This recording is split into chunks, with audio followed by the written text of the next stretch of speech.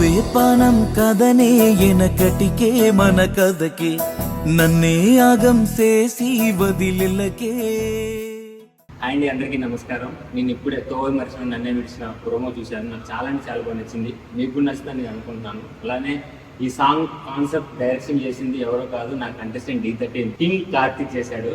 So ఈ సాంగ్లో నాకు చాలా అంటే చాలా పల్లెటూరు నెగిటివిటీ బాగా కనిపించింది. మన నరేష్ కూడా చాలా బాగా యాక్ట్ చేశాడు అందులో. నాకు ప్రోమోలోనే తమిళ్ ఫీల్ లైక్ అలా అనిపించింది. సో ఈ సాంగ్ మన మిస్టర్ కూల్ బాయ్స్ అఫీషియల్ ఛానల్లో టెలికాస్ట్ అవ్వబోతుంది. సో మీరు చూసి ఎంజాయ్ చేయండి.